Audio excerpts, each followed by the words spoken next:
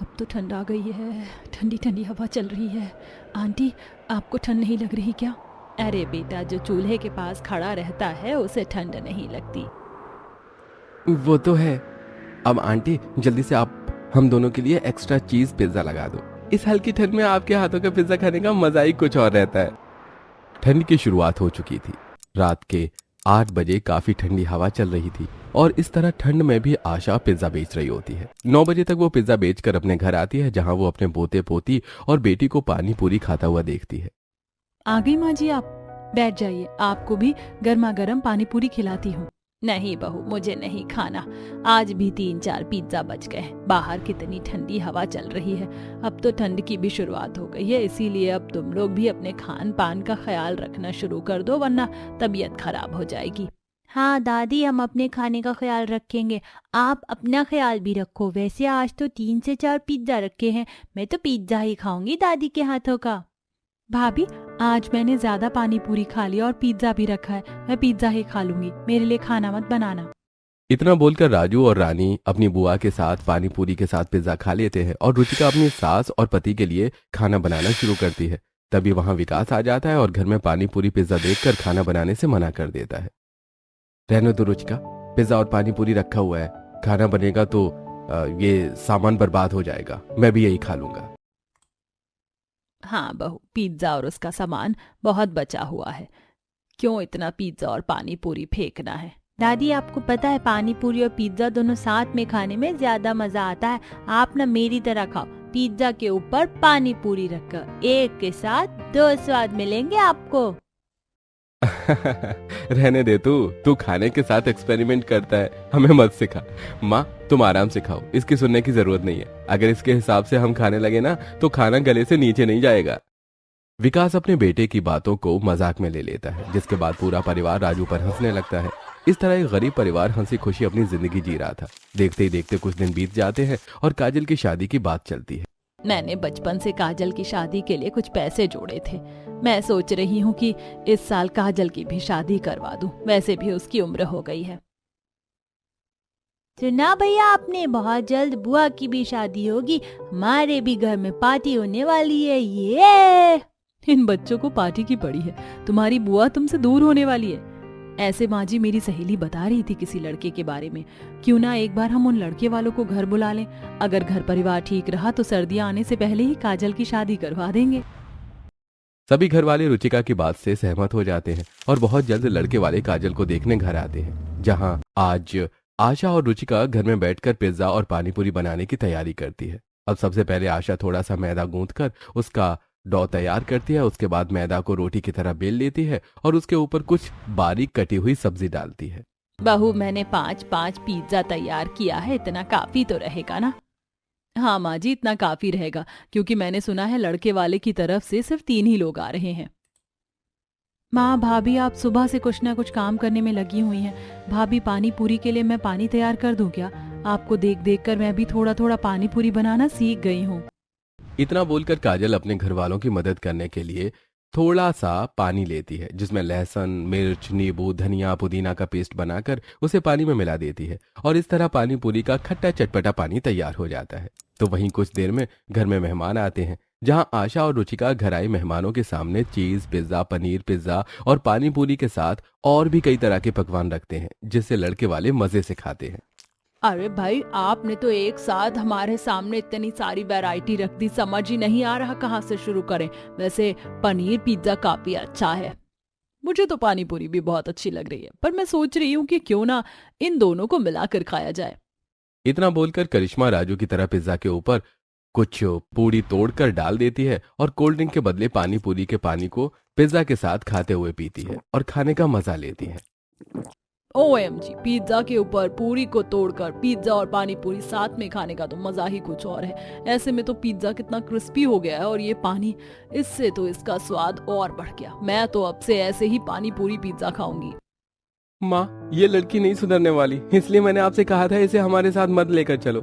ये कहीं पर भी किसी भी तरह से खाने का कॉम्बिनेशन बनाकर खा लेती है और हमारी इज्जत को नीलाम करना चाहती है। लोग क्या सोचेंगे, सोचा है कभी? अरे कोई बात नहीं दिवाकर, इंसान को लोगों को नहीं अपने बारे में सोचना चाहिए। और मेरा बेटा जो कि 8 साल का है वो भी पिज्जा पानी पूरी एक साथ खाता है। उसे भी ऐसे पिज्जा पूरी खाना बहुत पसंद है। भैया एक बार आप भी ट्राई करके देखो ना, देखना आपको भी बहुत पसंद आएगा ये पिज्जा पानी पूरी कॉम्बिनेशन। बहन जी, आप लोगों ने हमारे स्वागत में बहुत कुछ बनाया है और सब कुछ बहुत अच्छा है, पर हम यहाँ जिस काम के लिए आए हैं मुझे लगता है हमें वो काम भी कर लेना चाहिए।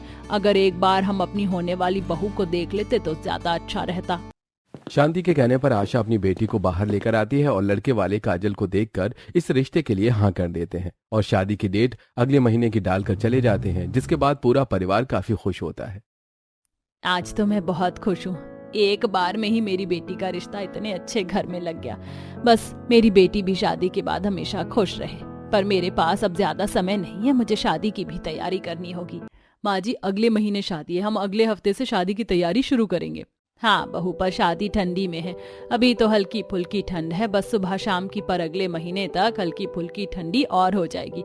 इसीलिए मैं सोच रही हूँ कि मैं अपनी बेटी के लिए नई रजाई, कंबल, स्वेटर, शॉल सब ले लूँ, ताकि शादी में किसी भी चीज की दिक्कत ना हो। ओफो, 2 दिन से मैंने ठेला भी नहीं लगाया। मैं ठेला लगाने के लिए जा रही हूँ, बाकी की बातें हम रात में आकर करेंगे।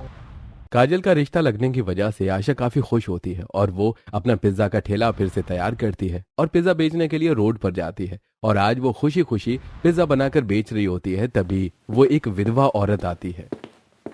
अम्मा, तुम ये पिज्जा कैसे बनाती हो? इसमें क्या क्या सामान चाहिए? मुझे भी पिज्जा बनाना आता है, बस आपकी तरह 2-3 तरह का पिज्जा बनाना चाहती हूँ। मैं गरीब विधवा हूँ, मेरी थोड़ी मदद कर दो।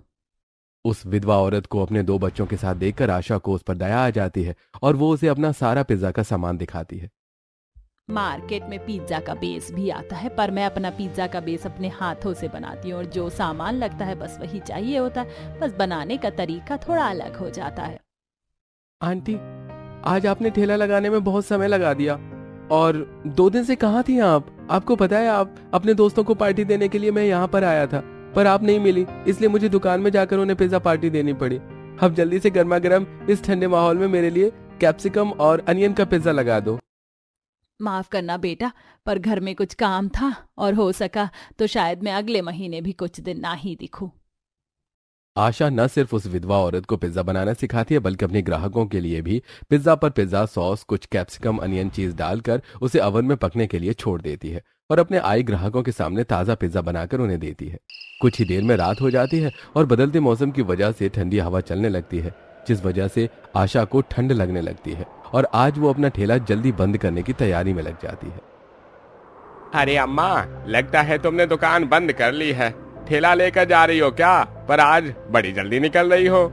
हाँ बेटा, मौसम बदल रहा है, अब सुबह शाम की ठंड आ गई है और मैं तो शॉल भी नहीं लेकर आई। पूरे दिन गर्मी लगती है और रात में ठंड, इसीलिए आज जल्दी जा रही हूँ। अरे वैसे मैं तो यहाँ पिज्जा खाने के लिए था, पर चलो कोई बात नहीं। जल्दी ठेला हटाने की वजह से वो आदमी पिज्जा नहीं खा पाता और आशा अपने घर आती है। देखते ही देखते कुछ दिन बीत जाते हैं और शादी के दिन पास आने लगते हैं। क्योंकि अब शादी पास आ चुकी थी, इसलिए आशा अपना पिज्जा का ठेला नहीं लगाती और अपनी बहू के साथ शादी की तैयारी में लगी रहती है। रुचिका, कुछ इन पैसों से तुम काजल के मेकअप का सामान, कुछ कपड़े और सर्दियों का सामान ले लेना। और हाँ, माँ कुछ नई रजाई कंबल की बात कर रही थी, वो भी ले लेना। वैसे सर्दियां आ चुकी हैं, अब पंखा चलाने में ठंड लगती है, कभी कभी तो दिन में भी ठंड लगती है। सोच रही हूँ कि अपने घर के लिए भी कुछ नई रजाई ले लूं। एक रजाई तो पिछले साल ही ली थी, उसका सिर्फ कवर बदल दूंगी, पर सोच रही हूँ 2 नई रजाई ले लूं। सारी रजाई पुरानी हो गई हैं। और माँ, हमारे नए कपड़े भी ले लेना सर्दियों के, हर साल एक ही कपड़े पहनने में अच्छा नहीं लगता।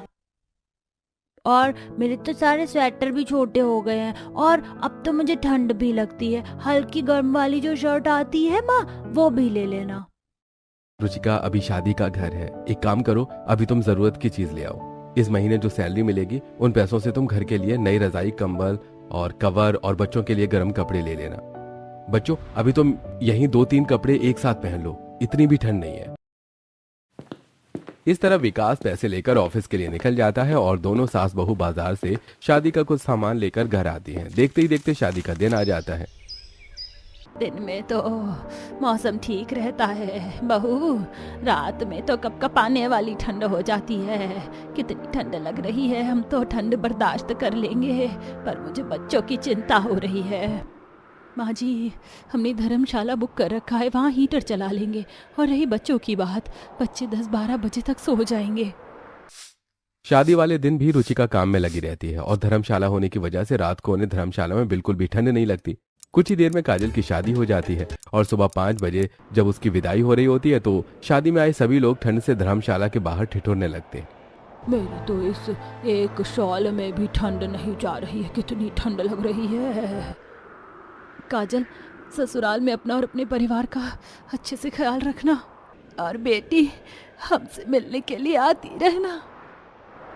इस तरह कपकपाती ठंड में आशा अपनी बेटी की विदाई करती है। देखते ही देखते 2 दिन बीत जाते हैं और बेटी की शादी होने की वजह से रुचिका अपने घर वालों के लिए सर्दियों के कपड़े नहीं ले पाती और ना ही उसे अपने पति का ख्याल रहता है। 2 दिन बाद जब आशा अपना पिज्जा का ठेला लेकर आती है तो वो देखती है कि उसकी जगह पर वहीं गरीब विधवा औरत अपने 2 बच्चों के साथ ठंड में ठिठुरते हुए पतला शॉल ओढ़कर पिज्जा बेच रही है। आप कौन है? यहाँ पर तो एक बूढ़ी अम्मा पिज्जा बेचती थी। अरे वो अम्मा मेरी ही जानकार हैं, उनकी बेटी की शायद शादी है, इसीलिए वो कुछ दिनों से पिज्जा का ठेला नहीं लगा पा रही थी, तो उन्होंने मुझे कहा है कि मैं उनका काम संभालूं। अच्छा तो ये बात है, वैसे तो हमें आंटी के हाथों का पिज्जा पसंद है, पर तुम भी कुछ बुरा नहीं बनाती। ऐसे कब तक आ जाएंगी आंटी? रोड की दूसरी तरफ खड़ी आशा ये सब देखकर परेशान हो जाती है और जब ग्राहकों की भीड़ खत्म होती है तो आशा अपना ठेला वहीं छोड़कर उस औरत के पास आती। तुम तो वही हो ना जिसे मैंने पिज्जा बनाना सिखाया था। मुझसे काम सीख कर तुमने मेरी ही जगह पर ठेला चालू कर दिया अपना। मैं कुछ दिन नहीं आई तो तुमने मुझसे मेरी जगह छीन ली। माफ करना आंटी, मैं आपकी रोजी रोटी नहीं छीनना चाहती थी, पर आपके बहू बेटे बेटी हैं, आपका घर तो आपका बेटा चला लेता होगा, पर मैं तो विधवा हूँ, मेरे बच्चे अनाथ हैं, किराए के घर में रहती हूँ, बहुत सारा खर्चा है, कैसे अपने बच्चों का पालन पोषण करूंगी। सर्दी आ गई है इसीलिए मैं यहाँ इस ठंड में पिज्जा बेच कर कमा रही हूँ। उस औरत की बात सुनकर आशा को अपने पुराने दिन याद आते हैं, जब वो भी अपने बेटा बेटी के साथ आज से 20 साल पहले इसी तरह रोड पर खड़ी होकर ग्राहकों को आवाज देकर पिज्जा बेच रही थी। पुराने दिनों को याद करके आशा की आंखों में आंसू आ जाते। कोई बात नहीं बेटा, मैं समझ सकती हूँ तुम्हारी हालत। आज जो हालत तुम्हारी है ये सब कभी मेरे साथ भी हो चुका है। कोई बात नहीं, तुम आराम से यहाँ पर पिज्जा बेचो, मैं कहीं और देख लूंगी। वैसे भी मुझसे ज्यादा पिज्जा बेचने की जरूरत तुम्हें है इस ठंड में, और ठंड बढ़ती जा रही है, मन लगा कर काम करना। आशा उस औरत पर तरस खाकर अपना ठेला लेकर घर वापस आती है।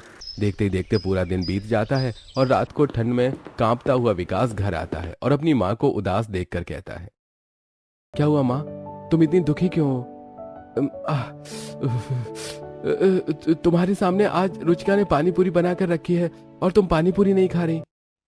पापा, मैं भी दादी से सुबह से बोल रहा हूँ कि मुझे पिज्जा बना कर दे दो, मुझे पानी पूरी पिज्जा के साथ खाने में अच्छी लगती है, पर दादी है जो मुझे पिज्जा ही नहीं दे रही है। ठेला लेकर गई थी, 1 घंटे में वापस भी आ गई। राजू की बात सुनकर विकास थोड़ा हैरान हो जाता है। अब रुचिका अपने पति को सारी बात बताती है और कांपता हुआ विकास अपनी माँ से कहता है, माँ, मैं तो वैसे भी नहीं चाहता था कि तुम ठेला लगाओ, जाने दो, तुम्हें दूसरी जगह भी ठेला लगाने की जरूरत नहीं है, मैं काम तो कर रहा हूँ ना। वो सब तो ठीक है जी, पर आप इतना कांप क्यों रहे हैं? आपकी तबीयत तो ठीक है? आपको तो तेज बुखार है, आप मेरे साथ दवाई लेने चलो। लग गई इसे ठंड, सुनता तो है नहीं ये किसी की। इसे कहा था मैंने धीरे धीरे ठंड बढ़ रही है, ठंड के कपड़े पहन कर जाए, पर ये सुनता कहाँ है किसी की। माँ, तुम मेरी फिक्र क्यों कर रही हो? मैं बिल्कुल ठीक हूँ। स्वेटर पहन के जाने का दिल नहीं करता, दिन में गर्मी लगती है, और कल मैं दवाई ले आऊंगा। तबीयत खराब होने की वजह से विकास खाना नहीं खाता और राजू पिंकी भी पेट भरकर पानी पूरी खाकर सो जाते हैं। अगली सुबह विकास का बुखार नहीं उतरता, जिस वजह से उसे ऑफिस से छुट्टी लेनी पड़ती है। देखते देखते 1 हफ्ता बीत जाता है और 1 हफ्ते में अचानक से सर्दियां भी बढ़ जाती हैं। पूरा परिवार सर्दियों के कपड़े पहनता है और बाहर धूप न निकलने की वजह से अब रुचिका घर के बाहर आग जलाकर बैठती है। समय के साथ सर्दियां बढ़ती जा रही थी, पर विकास की तबीयत ठीक नहीं होती, जिस वजह से अब आशा को घर चलाने की चिंता सताने लगती है। और एक रात, विकास बेटा, पहले शादी की वजह से तेरी 15-20 दिन की छुट्टी हो गई, फिर पिछले 1 हफ्ते से तू बीमार पड़ा है, दवाई लेने से भी तुझे आराम नहीं मिल रहा। ऐसे में घर कैसे चलेगा? मैं सोच रही हूँ कि मैं फिर से पिज्जा बेचने का काम शुरू कर दूं। माँ, आपका बेटा कोई छोटी मोटी कंपनी में काम नहीं कर रहा है, मैं बहुत बड़ी कंपनी में काम कर रहा हूँ। तुम फिक्र मत करो, और सेविंग के पैसे रखे तो हैं। सुनिए, माँ जी बिल्कुल ठीक कह रही हैं। सेविंग के पैसे कितने दिन चलेंगे, और जितने दिन छुट्टी की उसका क्या, उसके भी तो पैसे कटे ही जाएंगे। फिर शादी में भी कुछ पैसों का कर्ज हो गया था, वो भी तो चुकाना है। ये सब कैसे चलेगा? फिर बच्चों की स्कूल की फीस भी भरनी है। माँ जी, आप अकेले काम नहीं करोगी, मैं भी आपके साथ पानी पूरी बेचूंगी। मैं आप और दादी पिज्जा पानी पूरी बेचोगे तो बनाओगे भी ना, तो आज पिज्जा और पानी पूरी ही बना दो ना, शाम को बुआ भी आ रही है। हाँ बेटा, जरूर बनाएंगे।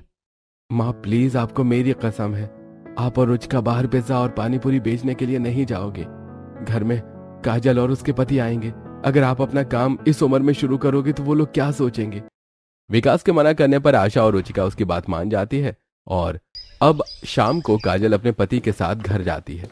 तो वहीं दोनों सास बहू घर आए मेहमानों के लिए पिज्जा और पानी पूरी बनाती हैं, और राजू अपनी बुआ और फूफा के पिज्जा पर कुछ पानी पूरी की पूड़ियां तोड़कर डाल देता है और गिलास में पानी देकर उनसे कहता है, आप खाकर देखो बुआ, बहुत मजा आएगा। ठीक है मेरे बाप, अगर तू इतनी जिद कर रहा है तो देखती हूँ खाकर। राजू के कहने पर काजल उसकी बात मान जाती है और पानी पूरी पिज्जा एक साथ खाती है। उसे भी पिज्जा पानी पूरी काफी अच्छा लगता है, और दिवाकर तो पानी पूरी पिज्जा का फैन हो जाता है। अरे ये तो सच में बहुत ही लाजवाब है। माँ जी, मैं तो आपसे कहता हूँ कि आप अपना काम फिर से शुरू कर दो, और इस बार पानी पूरी पिज्जा इस तरह से बेचना। आप लोगों का ये नया खाने का ट्रेंड बहुत चलेगा। हाँ दादी, मुझे तो पानी पूरी पिज्जा खाने में बहुत अच्छा लगा। मैं जा रही हूँ अपने दोस्तों के घर उन्हें चिढ़ा कर खाने। रानी एक प्लेट में एक पिज्जा और पिज्जा के ऊपर कुछ पानी पूरी रखकर अपने दोस्त के घर जाती है और उसे दिखाकर पानी पूरी पिज्जा एक साथ खाती है। यार रानी, जिस तरह से तू पानी पूरी पिज्जा एक साथ खा रही है, देखने में तो ये काफी स्वादिष्ट लग रहा है। मुझे भी एक स्लाइस देना पिज्जा पानी पूरी का। रुक, देती हूँ, पर पिज्जा का सिर्फ एक स्लाइस दूंगी और उसके ऊपर पूरी तोड़कर डालूंगी। बदले में जो तू खाया करेगी वो तू मुझे भी देगी। हाँ ठीक है। रानी अपनी बात मनवा कर रिंकी के पिज्जा पर कुछ पानी पूरी की पूरी तोड़कर डाल देती है और उस पर कुछ मसाले डालकर रिंकी को खाने के लिए देती है, जिसे पानी पूरी के पानी के साथ रिंकी खाती है, और उसे भी इस पानी पूरी पिज्जा का स्वाद काफी पसंद आता है, और वो अपनी माँ से और पानी पूरी पिज्जा खाने की जिद करती है। माँ, मुझे आशा दादी के हाथों की पानी पूरी पिज्जा खानी है। रिंकी ने सिर्फ एक स्लाइस दी थी, उसका भी पिज्जा पानी पूरी खत्म हो गया है। अरे बेटा, अब आशा दादी पिज्जा नहीं बेचती, जिद करनी बंद कर। मुझे कुछ नहीं पता, मुझे आशा दादी के हाथों का पानी पूरी पिज्जा ही खाना है। अब तुझे कैसे समझाऊं? रुक जा, मैं तेरी आशा दादी से बात करके आती हूँ। रिंकी के जिद करने पर अर्चना आशा के पास जाती है और उससे फिर से काम शुरू करने को कहती है। अम्मा, मेरी बेटी तो तुम्हारे पिज्जा पानी पूरी की दीवानी हो गई है, जिद पर अड़ी है कि उसे तुम्हारे हाथों का पानी पूरी पिज्जा खाना है। अम्मा, तुम फिर से काम शुरू कर दो ताकि मेरे बच्चे जैसे और भी बच्चे तुम्हारे पिज्जा पानी पूरी खा सके। और वैसे भी माँ जी बताती थी मुझे कि 20 साल पहले आपकी कितनी बुरी हालत थी। जिस काम की बदौलत आज आपकी इतनी बरकत हुई है, आप उस काम को ऐसे कैसे छोड़ सकती हैं? अर्चना की बात सुनकर आशा को 20 साल पुरानी बात याद आती है, जब उसका पति दूसरी औरत से शादी करके उसे उसके 2 बच्चों के साथ अकेला छोड़कर चला जाता है। और जब आशा अपने दोनों बच्चों को अकेला घर में छोड़कर काम पर जाती है तो उसके बच्चे उसे काम पर न जाने की विनती करते हैं। माँ, तुम ऑफिस क्यों चली जाती हो? मुझे तुम्हारे साथ रहना है। काजल, मैं रहता तो हूँ तेरे साथ। माँ को पिज्जा हाउस जाना पड़ता है। माँ दुकान में पिज्जा बेचने का काम करती है। अगर माँ काम नहीं करेगी तो हम खाएंगे कैसे? अरे आशा, जब तुझे पिज्जा बनाना आता है तो तू खुद का काम क्यों नहीं शुरू कर लेती? क्यों अपने छोटे छोटे बच्चों को छोड़कर सुबह 8 बजे दुकान पर जाती है और रात के 9 बजे आती है? तेरे पीठ पीछे तेरे बच्चे क्या कर रहे हैं तुझे कुछ पता भी रहता है? आप सही कह रही हैं अम्मा, अब मुझे अपने बच्चों को खुद ही पालना है, और इसके लिए मुझे नौकरी छोड़नी होगी ताकि मैं अपने बच्चों का ख्याल भी रख सकूं और 2 पैसे भी कमा सकूं। लोगों के कहने पर आशा कुछ पैसे उधार लेती है और मार्केट में थोड़ी सी जमीन खरीद कर उस पर अपना पिज्जा का ठेला लगाती है।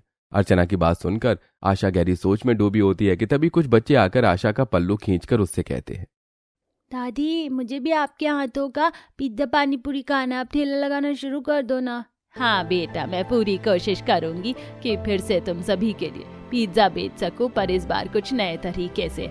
इतना बोलकर आशा अपने घर जाती है और जब विकास से बात करने जाती है तो विकास का उतरा चेहरा देखकर उससे उसकी परेशानी के बारे में पूछती है। क्या हुआ विकास, तू इतना दुखी क्यों है? अब तो तेरी तबीयत ठीक है, तो कह रहा था कि अगले हफ्ते से तू फिर से ऑफिस भी जाएगा। फिर ऐसा क्या हुआ जो तेरा चेहरा उतरा हुआ है? माँ, ऑफिस से फोन आया है, पता नहीं किस लिए उन्होंने मुझे 1 महीने के लिए होल्ड पर डाल दिया है। अब 1 महीने बाद पता चलेगा कि मैं ऑफिस ज्वाइन कर सकता हूँ या नहीं। पता नहीं क्या हो रहा है। सुनिए जी, आपका काम सही नहीं चल रहा, सेविंग्स भी खत्म हो रही है। माँ जी का कहना बिल्कुल सही है, मैंने सोचा है इस बारे में। मैं और माँ जी इस ठंड में गर्मा गर्म पिज्जा पानी पूरी बेचें और कुछ नए तरीके से, देखना हमारा कारोबार अच्छा चलेगा। और वैसे भी इंसान को काम करते रहना चाहिए। और हमारे कुछ पड़ोसी और ग्राहक माँ जी के हाथ के पिज्जा को बहुत याद करते हैं, और जब उन्हें इस बार पिज्जा पानी पूरी के नए फ्लेवर के साथ मिलेगा तो सोचिए हमारा कारोबार कितना अच्छा चलेगा। हम पूरे घर की जिम्मेदारी अकेले आपके कंधे पर तो नहीं डाल सकते ना। हाँ दादी, जल्दी से अपना फिर से पिज्जा का काम शुरू कर दो और इस बार मेरे बताए तरीके से पिज्जा पानी पूरी बेचना, देखना बहुत कमाई होगी। इस बार विकास अपनी माँ और बीवी की बात को काट नहीं पाता और हाँ कर देता है, जिसके बाद अगले ही दिन दोनों सास बहू पिज्जा और पानी पूरी बनाने का सारा सामान लेकर आती हैं और अपने ठेले को फिर से अच्छे से साफ करती हैं और सारा सामान ठेले पर रखकर गांव में फेरी लगाना शुरू कर देती हैं।